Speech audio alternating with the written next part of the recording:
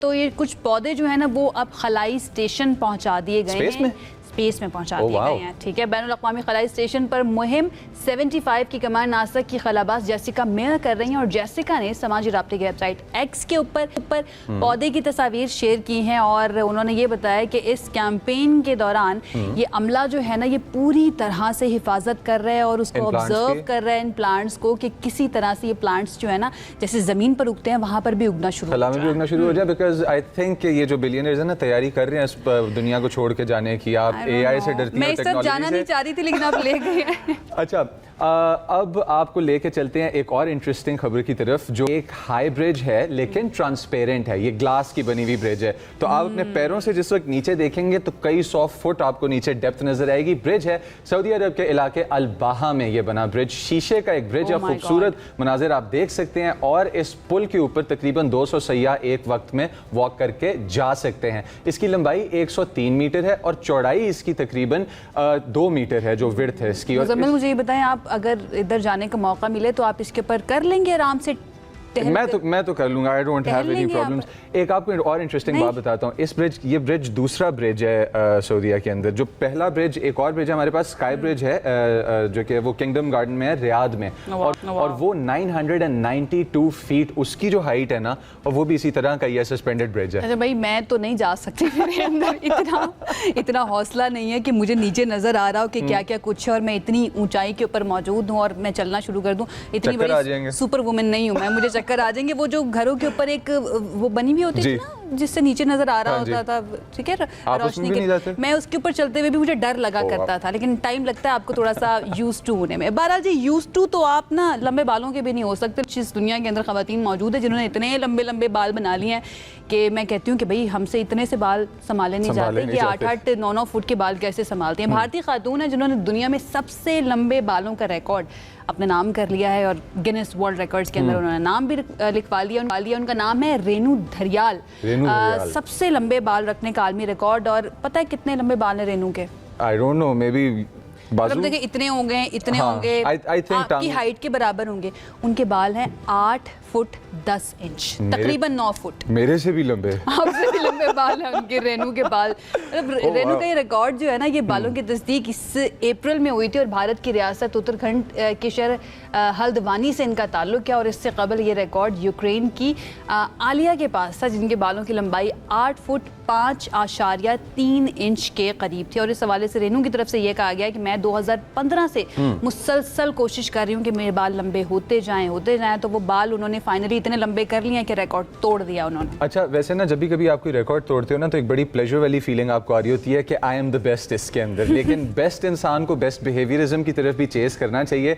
हम अपने आप पे तो तनकीद करते हैं, अपनी पार्लियामेंट पे, अपने लोगों पे, अपने सियासतदानों पे तो करते हैं, लेकिन अब मैं आपको वो बात बताने थोड़ी सी ना चौंका देगी। हुआ ये है कि कोसोवो की पार्लियामेंट में किसी छोटे मोटे वजीर पे नहीं बल्कि वजीर आजम पर अंडों की बारिश की गई। आप शॉट्स देख सकते हैं।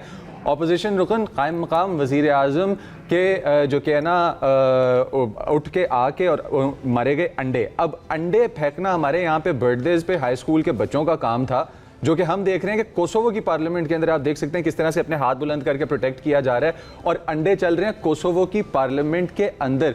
जो स्पीकर हैं उन्होंने फिर बाद में इसके ऊपर थोड़ा सा जरा कहा भी, कुछ बातें हुई भी, कुछ कलाम एक्सचेंज भी हुआ। But the thing is the shocking news कि कोसोवो के अंदर वजीर आजम और अंडे, आई मीन इसके बाद कोई बात बचती है वैसे नहीं करने के लिए? लेकिन एक बात बताऊं, इस तरह की खबरें जब आप वेस्टर्न वर्ल्ड से और इस तरह के मालिक से देखते हैं ना तो आपको थोड़ा सा एहसास होता है कि नहीं वो भी हमारे ही जैसे ही हैं तकरीबन। वो उधर भी लड़ाई होती है ना तो एक दूसरे के ऊपर वो मार कुटाई पर आ जाते हैं।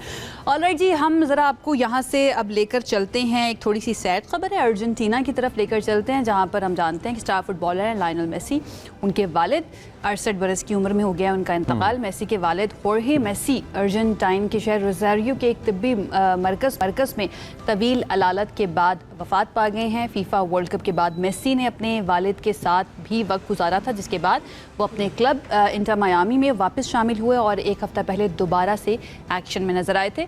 मेसी के वालिद अपने बेटे के फुटबॉल करियर में अहम तरीन मुआवनीन में से एक थे, यानी कि उन्होंने बहुत ज़्यादा साथ दिया है मेसी को मेसी बनाने के लिए, मेसी को यहाँ तक पहुँचाने पहुंचाने के लिए उनके वालिद का बहुत बड़ा साथ था। डेफिनेटली मेसी जो है वो इस वक्त बड़ी तकलीफ और दुख से गुजर रहे हैं। किसी का बाप चला जाए तो जाहिर है इंसान को तकलीफ होती है। मेसी के इब्तदाई दौर के अंदर ही उनका भरपूर साथ जो है वो अक्सर खबरों की जीनत भी बना करते थे और कई बरस तक उनके नुमाइंदे के तौर पर यानी कि उनको रिप्रेजेंट भी करते रहे हैं मुख्तलिफ इवेंट्स के अंदर। जो फुटबॉल फैंस हैं वो ये जानते हैं कि मेसी की अपनी भी हेल्थ कंडीशंस थी कि जिनकी वजह से फिर वो जो कि है वो बार्सिलोना में जब उनका पहली दफ़ा आना हुआ जिस तरह से और जिस तरह से मेसी को सपोर्ट किया गया फुटबॉल क्लब की तरफ से, उस सारे टाइम के दौरान जो उनका ख्याल रखा और जो उनके सबसे करीब इंसान थे वो उनके फादर ही थे जो कि उनको सपोर्ट कर रहे थे और उनको ही was taking care of all of the matters regarding Messi. लेकिन उनका अफसोस है हमें at the same time Pakistan जो है वो खेल की फील्ड के अंदर अपना कारकर्दगी जो कि है वो बढ़ाता चला जा रहा है, क्योंकि हमारे पास बॉक्सर्स हैं, हमारे पास क्रिकेटर्स हैं, हमारे पास कराटे के प्लेयर्स हैं, टाइक्वांडो के प्लेयर्स हैं और अब है खबर हमारे पास स्क्वॉश की। पाकिस्तान के नौजवान स्क्वॉश के खिलाड़ी उमैर आरिफ ने हांगकांग जूनियर स्क्वॉश ओपन का जो अंडर 17 टाइटल है वो जीत लिया और पाकिस्तान का परचम किया है बुलंद।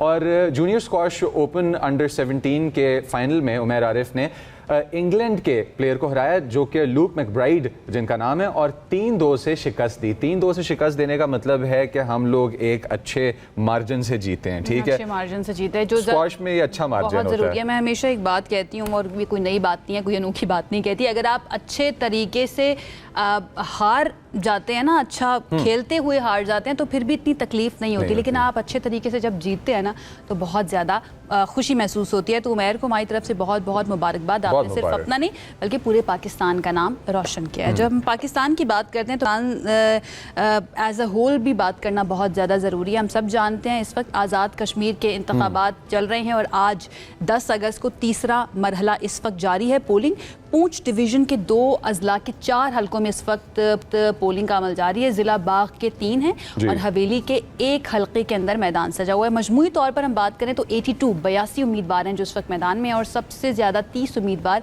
LA-15 बाग में आमने सामने। अच्छा, भी बाग के लोग बड़े पॉलिटिकली लिटरेट अच्छा कर रहे हैं, दिल बाग बाग हो रहे हैं उनको देख करके, वो सामने उनको देख के आई थिंक सारे पाकिस्तान को इसके जो कि है ना वो फुटस्टेप्स पे चलें, वोट दिया करें, बाहर आया करें, इलेक्शंस में पार्टिसिपेट किया करें।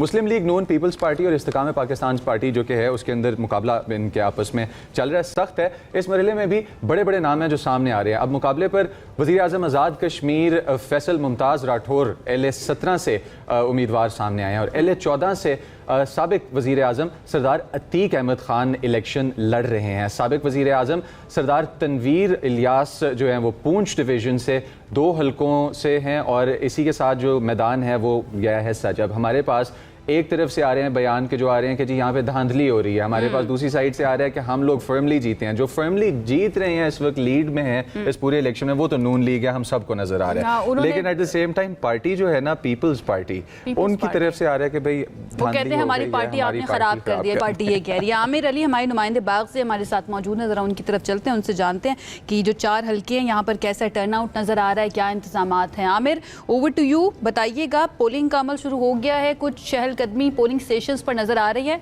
वोटर्स आ रहे हैं? जी बहुत शुक्रिया जी। जी बिल्कुल, जो पोलिंग का अमल है ये तकरीबन सुबह सवेरे 8 बजे शुरू हो चुका था। सीधा पोलिंग स्टेशन जो हमने 3 हलकों के जो हम विजिट किए हैं वहाँ पर जो खवातीन और मर्द वोटर की काफ़ी तादाद मौजूद है, लेकिन जो टर्नआउट होना चाहिए था वो अभी नहीं है, चूँकि हमारा ये पहाड़ी इलाका है और यहाँ पर जो लोग हैं वो दिन को सुबह जो अपने काम काज करने के बाद आते हैं, तो यहाँ पर तवक्को ये की जा रही है कि दिन के औकात में या जब पोलिंग का अमल करीब खत्म होने के करीब होगा तो उस वक्त अच्छा टर्नआउट देखने को मिलेगा। पीपल्स पार्टी की तरफ से आमिर फिर धांधली के इल्जामात भी हैं और फिर इससे पहले 2 हलकों में भी वो कर चुके हैं। आज भी आपको नजर आ रहे हैं कि वो शिकवा कर रहे हैं, हालांकि अभी आगाज ही हुआ दिन का?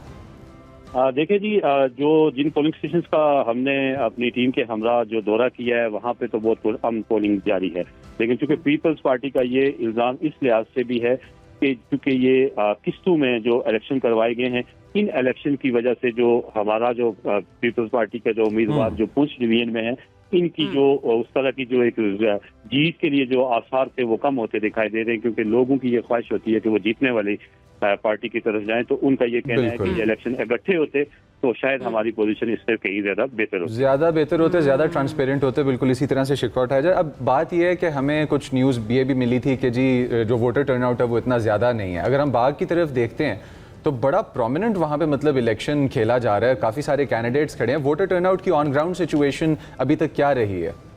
जी देखें जी, मैंने जो जिन पोलिंग स्टेशन का मैंने विजिट किया है उनमें से एक पोलिंग स्टेशन जो है वो जो हमारा पोलिंग स्टेशन नंबर 17 है, इसमें टोटल वोटर्स की तादाद 1100 के करीब है, 1100 समथिंग है, और यहाँ पर खवातीन वोटर्स की तादाद 590 है और मर्द वोटर की तादाद 594 है, और अब तक के जो टोटल वोट हैं वो तकरीबन 100 के करीब पोल हुए हैं। तो इस लिहाज से अभी तो टर्नआउट कम है। इसी तरह फिर हमने एक और जो पोलिंग स्टेशन हमने विजिट किया है उनमें उसमें भी जो तादाद की अभी तक की जो टर्नआउट है उसके मुताबिक काफी कम रही है। वहाँ पे मौजूद जो हमारे सियासी कारकुन थे उनसे जब हमारी बात हुई तो उनका ये कहना है कि चूंकि हमें उम्मीद करते हैं कि शायद शाम तक बेहतर हो, जैसे पोलिंग स्टेशन नंबर अभी स्टार्ट हुआ है, शाम तक हो जाएगा। बिल्कुल अभी इंतजार करना पड़ेगा, तीसरा और आखिरी मरहला है, देखते हैं आज़ाद कश्मीर के लोग क्या फैसला सुनाते हैं। आमिर बहुत शुक्रिया आपका। पहले मरहले में नशिस्तें थी, इसके ऊपर नून लीग ने 9 नशिस्तें हासिल की, पीपल्स पार्टी के हिस्से में 4 आई थी। दूसरे मरहले में तकरीबन 21 नशिस्तें थी, 15 नून लीग ने जीती और 6 पीपल्स पार्टी के हिस्से में आई थी। अब देखते हैं तीसरे मरहले के अंदर क्या सिचुएशन बनती है, उसके लिए हमें थोड़ा इंतजार करना पड़ेगा क्योंकि अभी तो पोलिंग का अमल जारी है। शाम 5 बजे के बाद पता चलेगा। शाम 5 बजे तक पोलिंग के अमल में आएंगे लोग आगे, जो जिस तरह होता है हर इलेक्शन में कि जब क्लोजिंग होने लगती है तो हम वैसे भी लास्ट मिनट लोग हैं जो भाग रहे होते हैं।